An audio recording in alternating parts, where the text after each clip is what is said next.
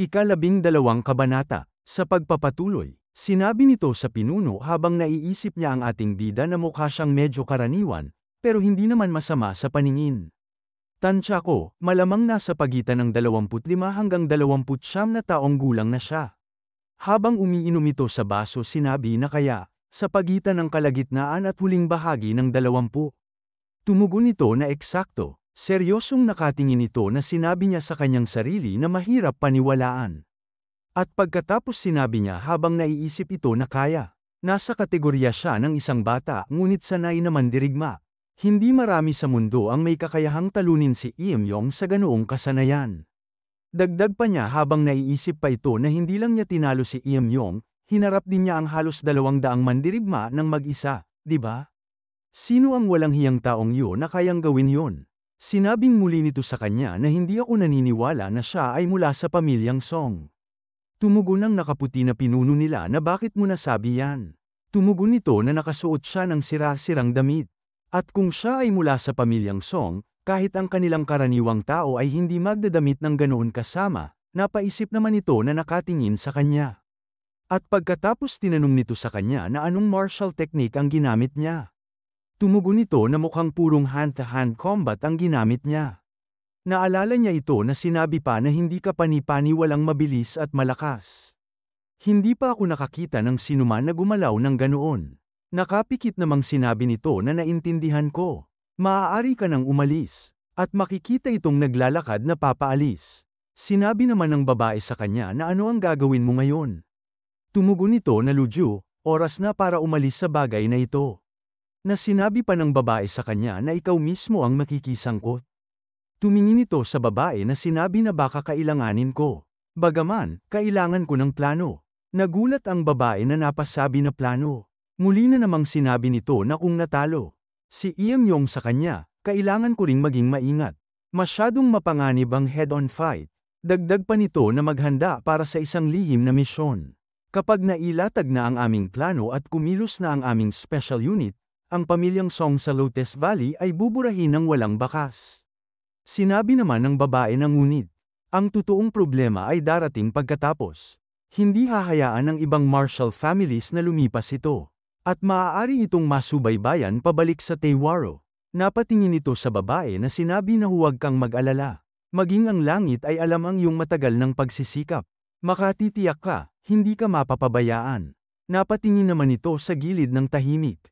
At pagkatapos lumipat dito ang eksena, na sinabi ng lalaking ito na aking Panginoon, hindi ba dapat natin silang puksain?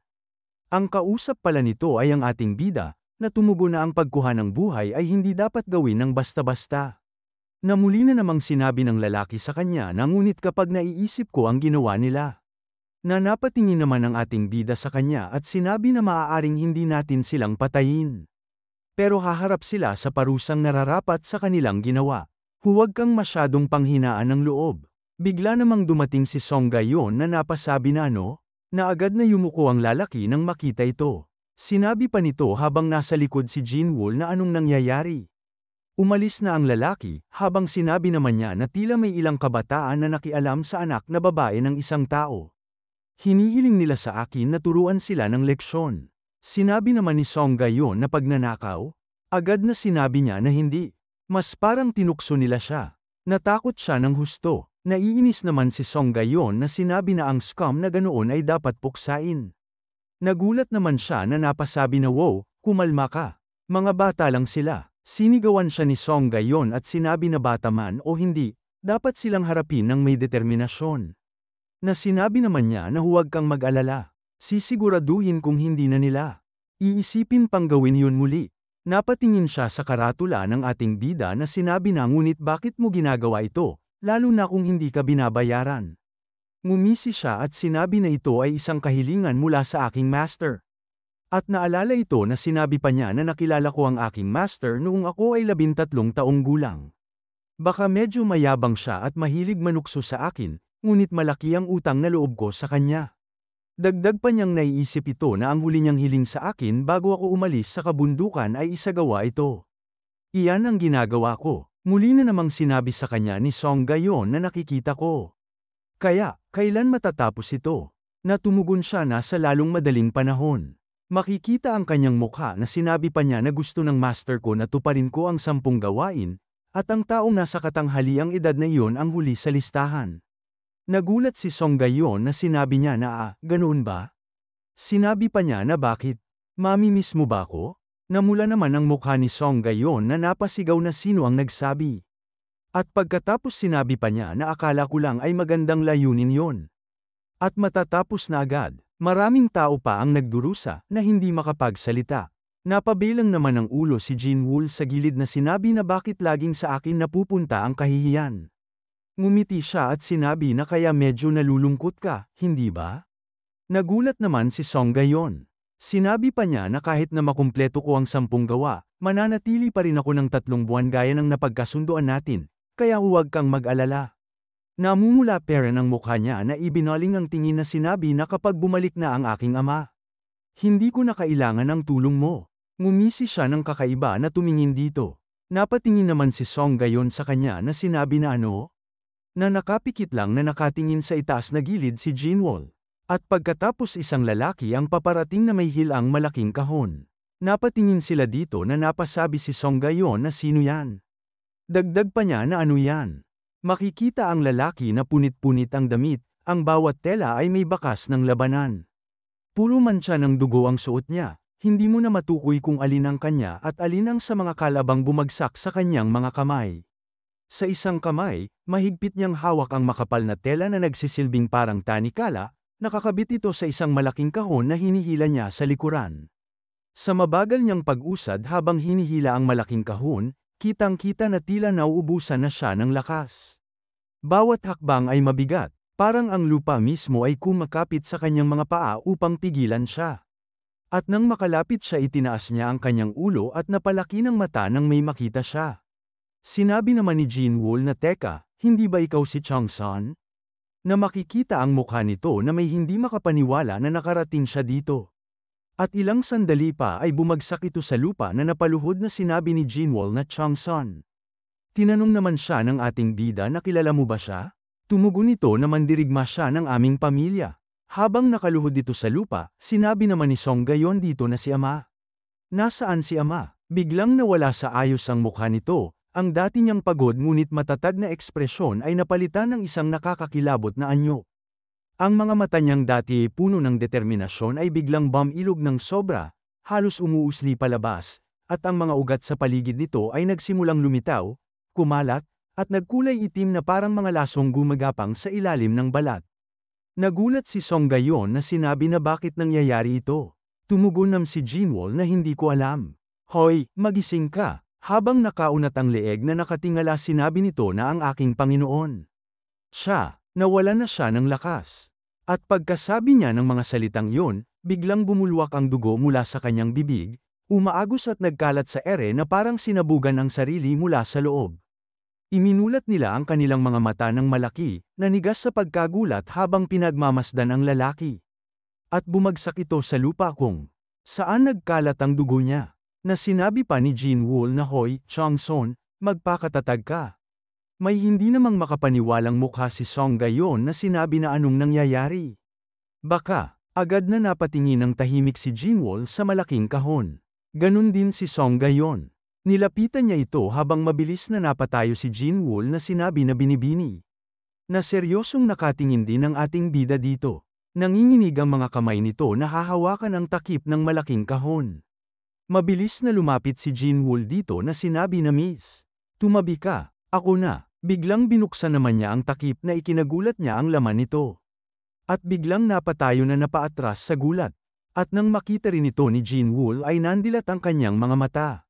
Lumapit naman siya dahil sa kuryosidad at sinabi na anong nangyayari ba dito.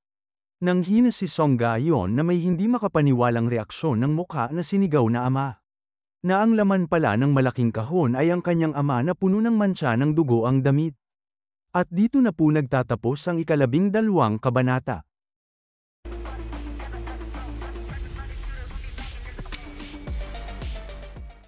Ika-12 kabanata, sa pagpapatuloy. Sinabi ni Song gayon na ang aking ama, si Song Tae-sok, ang pinuno ng pamilyang Song sa Hagok, ay isang taong lubos na iginagalang at pinarangalan doon. Siya ay laging tagapagtaguyod ng kapayapaan, inuuna ang katarungan, kooperasyon, at integridad kaysa sa matinding lakas. Hindi siya kailanman nagtanim ng sama ng loob laban sa sinuman, at hindi rin siya tumanggi sa sinumang lumalapit at humihingi ng kanyang tulong. 3 taon na ang nakalipas. Ngunit malinaw ko pa ring naaalala ang mainit na ngiti na suot niya nang sabihin niya sa akin na babalik siya kaagad. At ngayon, siya ay wala na kundi isang walang buhay na katawan. Nakaluhod pa niyang sinigaw sa harap ng kabaong na ama, habang nakatayo lang si Jean Wool sa harap niya. At pagkatapos ay sumapit na ang gabi na bilog ang buwan, na makikita rin ang loob ng bakuran ng Song family. Mula sa loob makikita silang dalawa ni Jean Wool at Song Ga-yeon sa iisang lamesa. May naiinis na mukha siya na sinabi na ipaghihiganti kita. Nakapikit ding sinabi ni Jean Wool na gagawin ko naman ang lahat para tumulong sa iyo binibini. Nakatingin siya kay Jean Wool habang sinasabi na ang Ilhap Moon ba talaga ang nasa likod nito. Ito ay isang sekta, na nakatingin lang ng seryoso sa kanya si Jean Wool. At naalala ang taong ito na sinabi niya na batay sa aking mga nakaraang pakikipag-ugnayan sa kanilang pinuno, lubos itong posible. May seryosong mukha si Song Ga-yeon na sinabi niya na sinaktan ba nila ang aking ama dahil sa Red Dragon Divine Sword. Muli na namang tumugon ito na kailangan nating pag-isipan itong mabuti. May galit sa mga mukha niyang sinabi na pupunta ako sa Ilhap Moon para alamin ito. Sinabi naman sa kanya ni Jean Wool na masyadong mapanganib para sa iyo yan. Tumugon siya na wala nang ibang paraan. Dagdag pang sinabi sa kanya ni Jean Wool na bakit hindi mo nalang hingi ng tulong niya. Umiling ito ng ulong nakapikit na sinabi na ito ang labanan na dapat kong ipaglaban. May lamlam sa mga tingin niyang sinabi pa na mukhang kami na ang bahala sa Ilhap Moon. Ito ay mapanganib na daan. Humihingi ako ng paumanhin. Seryosong nakatingin naman sa kanya si Jean Wool at sinabi na hindi ganoon. Nag-aalala lang ako sa iyong kaligtasan. Biglang binuksan naman ng ating bida ang pintuan na sinabi niya na hindi mo ba naisip na yan ay isang padalos-dalos na hakbang. Isinara niya ang pintuan habang sinabi sa kanya ni Song Ga-yeon na teka, nakikinig ka ba? Tumugon siya na nagkataon lang na narinig ko. Iyon lang, napatingin naman sa kanya si Jean Wool. May lungkot sa kanyang mga tinig na sinabi na sige, padalos-dalos man o hindi, wala akong ibang pagpipilian. Wala na ang aking ama, at hindi ako maaaring umupo lang dito at walang gawin. Dagdag pa niya sa ating bida na hindi ko sinasabing sumama ka sa akin. Isang pabor lang ang gawin mo sa akin. Tumugon siya na sige sabihin mo. Sinabi sa kanya ni Song Ga-yeon na bantayan mo ang aming pamilya at ang Sacred Dragon Sword habang wala ako. Tumugon siya na huwag kang mag-alala. Ipinangako ko na aalagaan ko sila sa loob ng susunod na 3 buwan, hindi ba sinabi ko na ito? Muling sinabi sa kanya ni Song Ga-yeon na maraming salamat. Muli na naman siyang tumugon na kailan mo planong umalis. Tumugon ito sa kanya na sa sandaling handa na ako, sa lalong madaling panahon. Nakatikom ang kamao niyang sumagot na ganun ba? Ngumiti sa kanya si Song Ga-yeon na sinabi pa niya na salamat sa lahat ng nagawa mo sa ngayon. Tumingin lang siya ng tahimik na may nag-aalalang mukha. At pagkatapos makikita ang kakahuyang ito. Sa loob ng kakahuyan makikita siya na pinapatigas ang kanyang posture. At ilang saglit pa, isang napakalakas na bugso ng enerhiya ang biglang bumulwak mula sa kanyang katawan. Ang hangin sa paligid ay parang umalon, nagngangalit na tila sumasabog palabas mula sa kanyang dibdib. Ang mga kahoy na poste at sanga sa paligid ay naputol na parang pinutol ng isang napakalakas na puwersa. Sa sobrang lakas ng enerhiyang pinakawalan niya, umangat ito ng mataas sa ere, mula sa malayo, kahit sa gitna ng makapal na kakahuyan. Makikita ang kumikislap at kumikibot na liwanag ng kanyang puwersa. Ang mga ibon na nagkukubli sa mga puno ay nagsiliparan palabas, nagkakandara pang umiwas sa biglang pagsabog ng enerhiya. Ang mga ibon na nagkukubli sa mga puno ay nagsiliparan palabas, nagkakandara pang umiwas sa biglang pagsabog ng enerhiya. Doon ay makikita siyang nakatayo, sa mga nagliliparang maliliit na bato na patuloy pang umiikot sa kanya dahil sa natirang puwersa sa paligid. Tumingin siya sa kanyang kamao na sinabi pa niya na may kakaiba akong nararamdaman. Talagang gumanda ba ang aking mga kasanayan? Dagdag pa niya na makikita siyang nakatayo sa nasirang kakahuyan na noong nasa tiyanwasan ako. Nagsasanay ako araw-araw ngunit hindi ko talaga kinagigiliwan ang martial arts. Ito ba ang pagpapabuti dahil kusa akong nagsasanay? Ngunit bakit biglang lumakas ng ganito? May gulat sa kanyang mukha nang may maisip siya na sinabi na baka. Dahil ba ito sa 10 gawa? Naiisip pa niya noong sumakit ang kanyang ulo na sinabi niya. Nang sinira ko ang espadang yon, binabagabag ako ng pagkakasala at sakit ng ulo. At nang isagawa ko ang 10 gawa, naging kakaibang linaw ang isip ko. May hindi pa rin siyang makapaniwalang mukha na sinabi pa na yon na. Konektado ang aking panloob na pagkakaisa sa 10 gawang kabutihan. Mangiyak-ngiyak pa niyang sinabi na kaya pala hinikayat ako ng aking master na gawin ang 10 gawang kabutihan. Salamat, master. Ngunit biglang napasalubong siya ng kilay na sinabi na kaya ano? Wala nang silbi yan ngayon. Hindi ba? Na biglang natahimik siya nang maisip niya si Song gayon. Umiling siya ng ulo na sinabi pa na tingnan mo, kung humingi sila ng tulong, sige. Pero kung hindi, hindi ako makikisali. Naglakad na siya habang sinasabi pa na gutom na ako. Kumuha muna tayo ng makakain. At pagkatapos lumipat ang eksena dito kung saan isang lalaki ang nakatayo sa mataas na bahagi ng lupa. Mula sa itaas ng burol makikita ito na nakatingin sa ibaba. At mula sa kanyang likuran makikita ang mga lalaking nakamasakarang makikita na nakagrupo sa dalawa. Sinabi pa nito dito na sinabi mo bang ang pangalan niya ay Unbeatable Warrior? Tumugon nito na oo, tama yan. Dagdag pa nito na pinamumunuan ni Sogaju ang Shusin Army at umalis na sila. Hindi siya sumama sa kanila. Lumingon nito na sinabi na sigurado ka bang hindi siya sumama sa kanila? Tumugon nito na oo, sigurado. Ano ang susunod nating hakbang? Muli na naman itong tumingin sa malayo na tila may hinihintay na sinabi na sundin ang plano. Yumukong tumugon nito na naintindihan ko. At pagkatapos ay agad na umalis ang isang grupo habang ang iba ay naiwan. Habang nakatayo ito sinabi niya na Unbeatable Warrior. Bakit pamilyar ang pangalan na yan? Pero hindi ko matandaan. Naglakad ito sa mga natirang grupo habang sinasabi na bueno, hindi mahalaga kung sino ka, walang magbabago. Mula naman sa loob ng bakuran ng mga Song isang lalaki ang kausap ng ating bida na sinasabi sa kanya na naparito ako para makipagkasundo. Hindi para makipaglaban. Huminga siya at nakangiting tumugon na isang kasunduan, ha? Napagtanto mo na hindi ka mananalo sa pamamagitan ng matinding lakas, kaya sumusubok ka ng ibang paraan? Nakatingin ito sa kanyang sumagot na hindi ako narito para kumuha ng anumang sandata. Gusto ko lang talakayin ang mga bagay tungkol sa Taihua Pavilion, kung saan ako kabilang. Napatingin siya ng masama dito at sinabi na bakit mo isinasama ang Taihua Pavilion ngayon. Sila ba ang sumusuporta sa iyo? Agad nitong ibinuka ang kamay sa harapan na napangiwi ng mukhang sinabi na hindi. Naparito ako para linawin na ang Taihua Pavilion ay hindi kasali sa kasalukuyang sitwasyon. Dagdag pa nito sa kanya na ang tanging nais namin ay panatilihin ang Taihua Pavilion kung ano ito. Seryosong sinabi ng ating bida sa kanya na teka, anong kasalukuyang sitwasyon? Sabihin mo na, bahagyang napatungo ito ng ulong.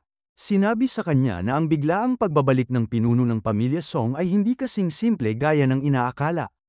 May gulat sa mukha ng ating bida na napasabi na ano, sinabi pa nito sa kanya na wala akong oras para sa mga detalye. Ang tiyak ay, na agad na sinabi ng ating bida sa kanya na ang tiyak ay ano? Na seryosong sinabi niya sa kanya na nasa malaking panganib ang buhay ng kasalukuyang pinuno ng pamilyang Song. Makikita ang mukha niyang nabahala sa mga sinabi nito sa kanya. At lumipat ang eksena kung saan ay naglalakbay na sila Song Gayon at ang mga sundalo nito. Hinayla niya ang taling nakatali sa kabayo at biglang napatigil sila nang may makita sa unahan. At pagkatapos ay isang malakas na hangin ang tumama sa kanila. Napalingon sa likod si Jin Woo at sinabi na lahat, magpwesto na sa depensa. Pinalibutan nila si Song Gayon habang nakangiwi ang mga mukha ng mga sundalo. Mula sa kakahuyan makikita ang mga nakamaskarang lalaki na mabilis na sumusugod sa kanila. Na ang iba ay tumalon sa ere hawak ang kanilang mga sandata. At pagkatapos tumigil ito sa kanilang unahan na hinarangan sila. Nakangisi ito ng masama habang makikita si Song Gayon at si Jinwoo na may gulat sa kanilang mukha. At dito na po nagtatapos ang 13 kabanata.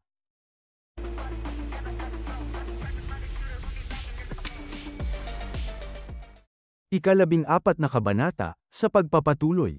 Hinarangan ng mga ito ang grupo ni na Song Gayon, na agad na pumalibot ang mga sundalo nila. Nakangisi ito na sinabi na kaya pala ikaw ang huling lakas na may aalay ng Lotus Valley Song Family. Kahanga-hanga, makikita sila na sinabi pa nito na kahit sa mga emergency, kumikilos kayong lahat ng napakabilis. Mabilis sa inyong mga paa. Tinanong naman siya ni Jinwoo at sinabi na sino ka. Tumugon ito sa kanya na ikaw ba si Jinwoo? Ako si Luju.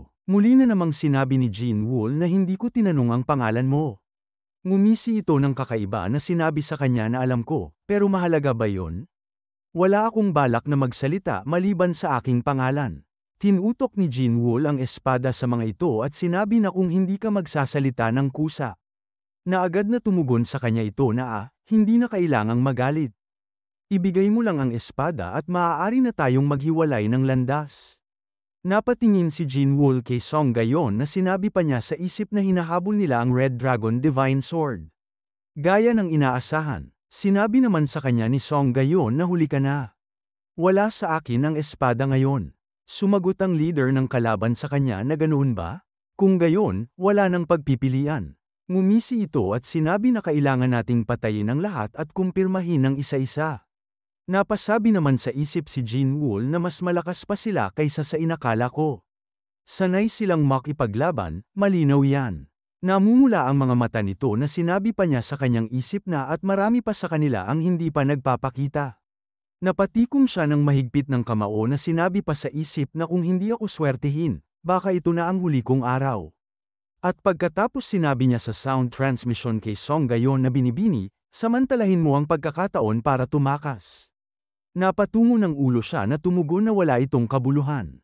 Nagulat si Jinwoo sa kanyang naging tugon at napasabi na anong ibig mong sabihin. Sinabi sa kanya ni Song gayon na kung mawawala sa akin ang Red Dragon Divine Sword at ikaw, wala na akong pag-asa. Nagulat siya na napasabi na huwag kang sumuko. Paano naman siya? Nakatungong sinabi ni Song gayon na hindi natin maaaring ipasa ang responsibilidad sa mga tagalabas. Hindi ko kayang panoorin ang trahedyang ito. Tumuro sa kanila ang leader ng kaaway at sinabi na tigilan mo na ang pag-aalala. Malamang na mamamatay lang kayo pareho. At agkatapos ay sumugod ang mga alagad nito sa kanila. Sinigaw naman ni Jinwoo sa mga ito na harangan sila. Mabilis na nagkasalubong ang dalawang pangkat sa gitna. At sa sandaling mag-abot ang kanilang mga hakbang, agad na nag-uumapaw ang tunog ng bakal na nagbabanggaan. Walang patlang ang bawat hampas ng kanilang mga espada. Mabilis, mabibigat, at puno ng puwersa. Tila nadadaig na ang pangkat ni Jinwoo, at malinaw itong makikita sa mga sugat na unti-unti nang damadami sa kanilang mga katawan. Ang ilan sa kanila ay may mga dugo nang tumutulo mula sa hiwa ng espada, ang iba na may hirap ng huminga habang pilit pang lumalaban. Patuloy sa pagwasiwas ng kanilang mga espada ang kalabang pangkat. Walang tigil at walang awa, habang mariing sinusugod ang grupo ni Jinwoo. Ang bawat hampas ay mabilis at mabibigat, nag-iiwan ng mga pilas sa hangin at nagbabadya ng panganib sa bawat sandaling hindi makaiwas ang sinuman. Nanlaki ang mga mata ni Song gayon sa nakikita niya, halos hindi makapaniwala sa biglaang paglala ng sitwasyon.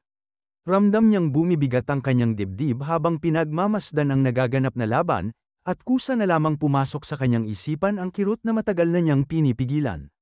Napasabi na hindi ko pa nga nalalaman kung sino talaga ang pumatay sa aking ama, at ngayon, ito pa ang nangyayari.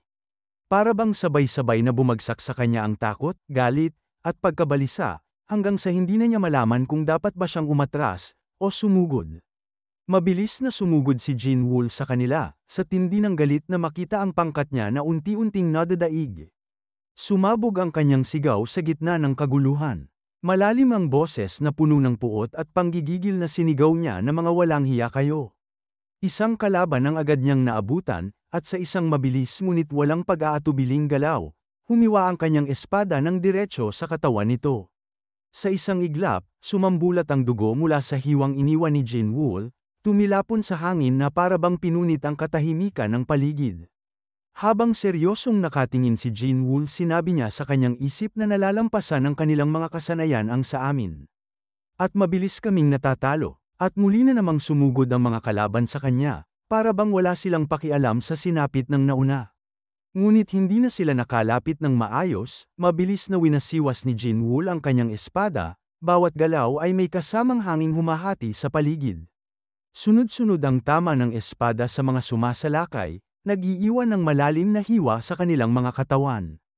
Isang malakas na paghampas naman ang ginawa ng isa sa mga kalaban, ang kanilang espada ay bumagsak pababa na may lakas na kayang maghiwa ng puno. Ngunit mabilis itong naiwasan ni Jin Woo, isang hakbang sa gilid, isang bahagyang yuko, at dumaan ang talam sa ere na wala man lang nataman.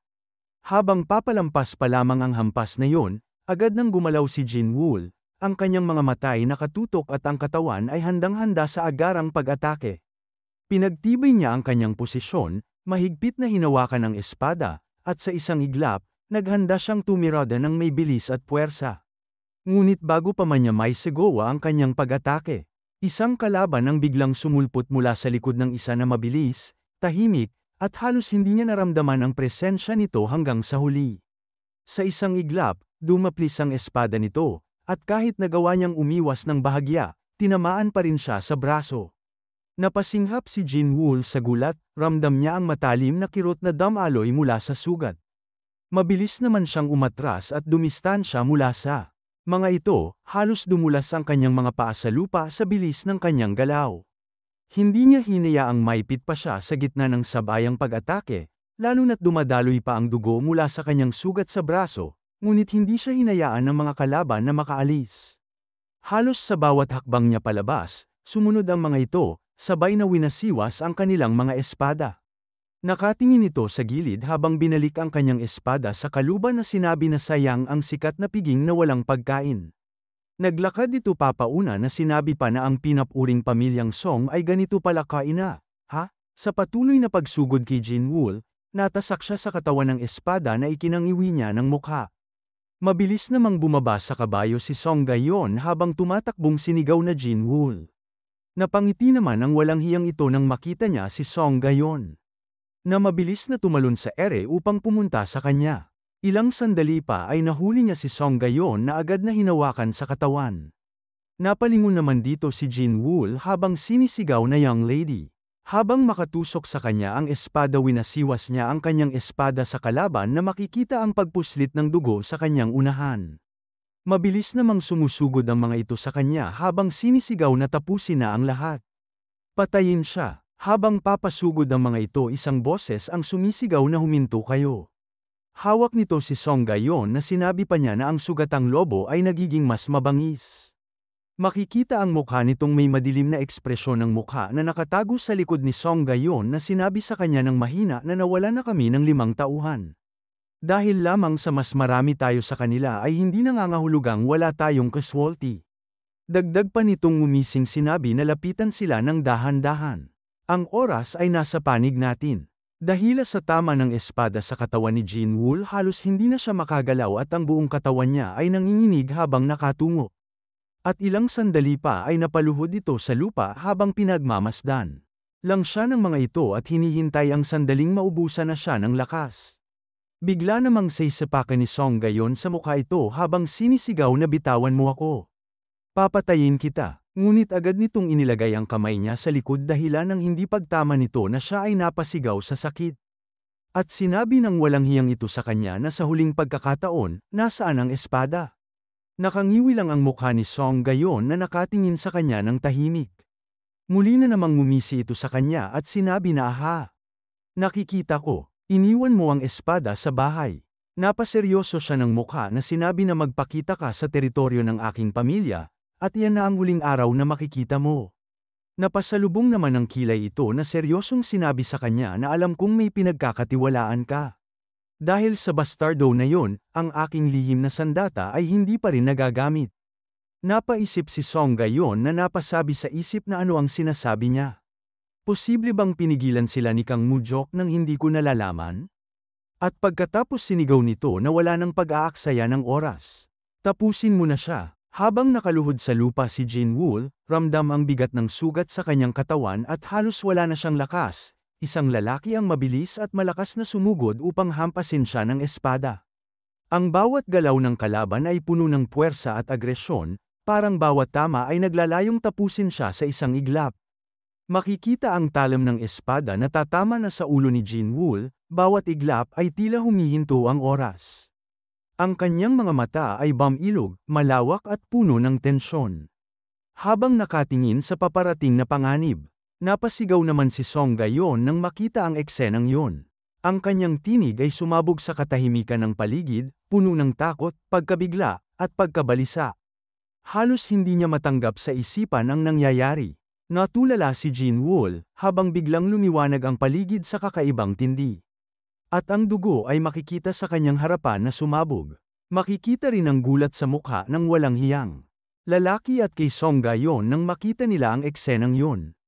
Ang kanilang mga mata ay lumaki, halos hindi makapaniwala sa kanilang nakikita. Dumadating pala ang ating bida sa eksena na agad na binigyan nito ng malakas na suntok na makikita ang dugo na nagkalat sa ere. Na makikita siya na tinatamaan ng sinag ng araw habang may seryosong mukha. Naiinis na sinabi niya na aking binibini. Paumanhin, nahuli ako. At dito na po nagtatapos ang 14 na kabanata.